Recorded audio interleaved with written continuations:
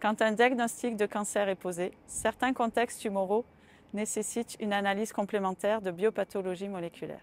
La biopathologie moléculaire apporte aux oncologues des indications sur le statut mutationnel de la tumeur afin d'orienter le traitement vers des thérapies ciblées, personnalisées pour le patient. La demande de test est effectuée en ligne sur notre plateforme dédiée aux tests moléculaires. Elle permet la e-prescription, le suivi des prélèvements et la transmission des comptes rendus. Les prélèvements nous arrivent de toute la France. De nombreux centres de pathologie travaillent avec nous, ainsi que l'ensemble de nos centres Medipat. Les demandes d'analyse sont réceptionnées et traitées sur le centre de Medipat Montpellier.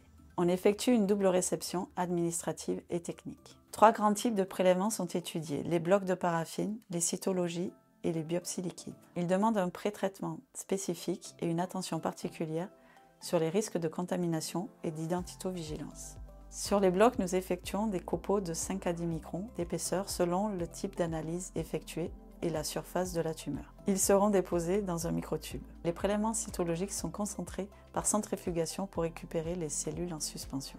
Pour les biopsies liquides, nous isolons également par centrifugation le plasma contenant l'ADN tumoral circulant. Une fois les prélèvements pré-traités, les acides nucléiques ADN, ARN ou ADN tumoral circulant vont être extraits à l'aide des automates. Ils vont être ensuite quantifiés et normalisés pour effectuer les diverses techniques de recherche d'anomalies qui sont le NGS ou nouvelle génération de séquençage correspondant à l'analyse simultanée d'un panel large de gènes, la technique ciblée ddPCR correspondant à la recherche de mutation d'un seul gène, et des techniques annexes comme par exemple l'analyse de fragments. Ensuite, les ingénieurs de biopathologie moléculaire analysent les résultats des techniques de NGS et de digital PCR.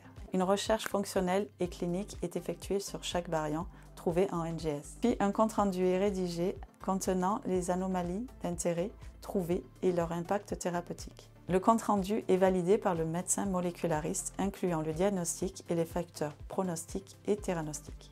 Les médecins molécularistes contrôlent le contexte clinique et les résultats moléculaires. Ils valident ensuite le compte-rendu en synthétisant le contexte diagnostique et moléculaire.